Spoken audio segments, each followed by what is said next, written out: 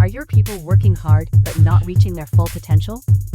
The problem is not effort, it is development. At the Modern Observer Group, we transform workforce development into real performance.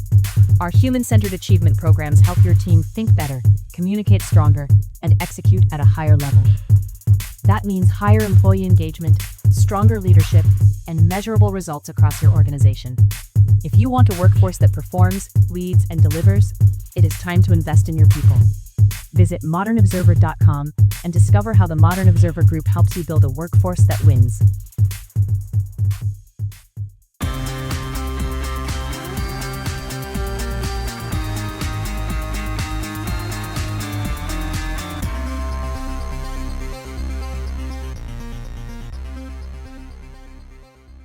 Another assassination attempt on President Trump.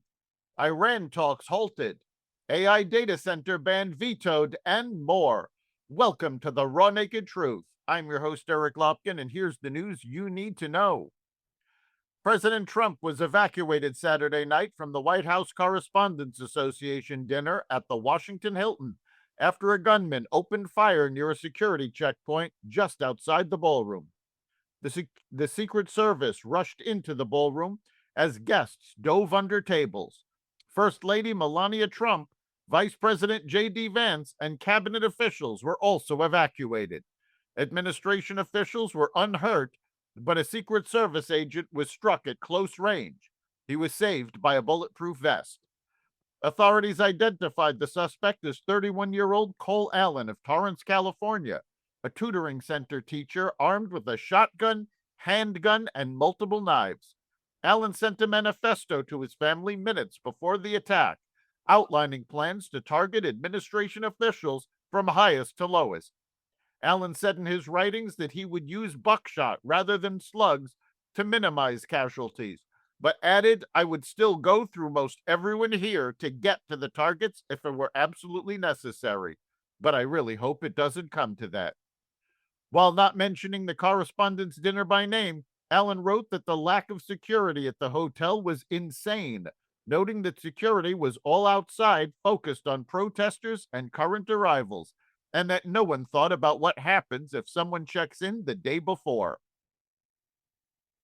President Trump on Saturday canceled the trip by envoy Steve Witkoff and Jared Kushner to Pakistan for ceasefire talks with Iran, posting that he had all the cards and Tehran could call him if it wanted to negotiate.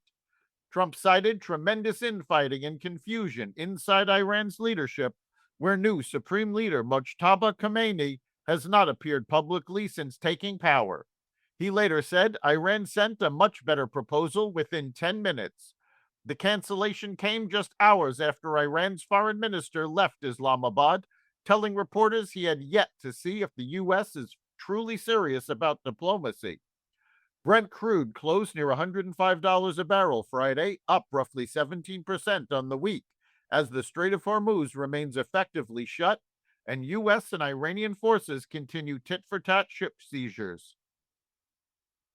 Al-Qaeda-linked militants simultaneously attacked targets across Mali on Saturday, claiming to have taken control of two major cities while bombing military headquarters outside the capital of Bamako and leveling the defense minister's home.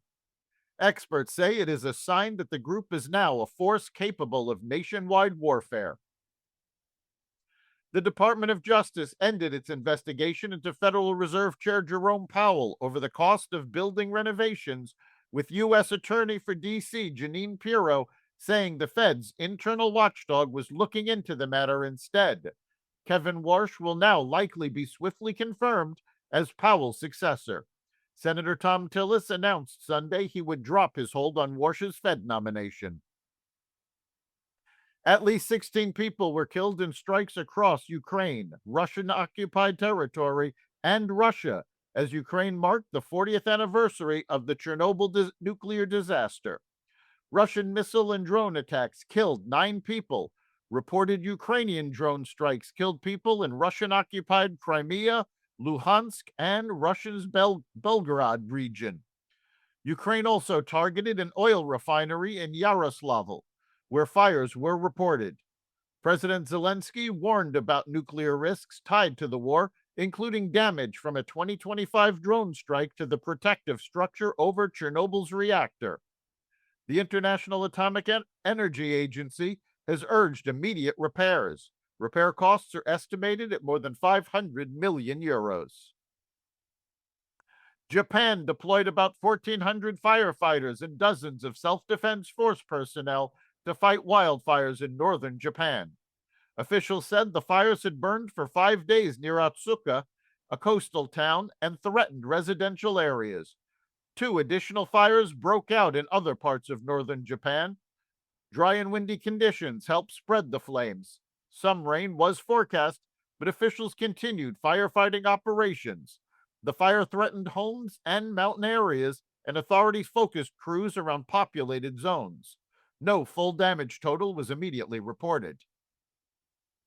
With backlash to AI data centers growing, Maine almost became the first state to ban them after state lawmakers approved an 18-month moratorium on new data center construction.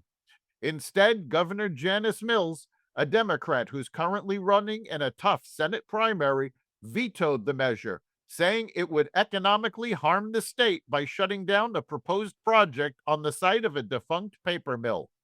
Although the bill passed with unanimous support from members of Mills' party, that's not enough to override her veto. Meanwhile, other states and locales are considering curbing data centers.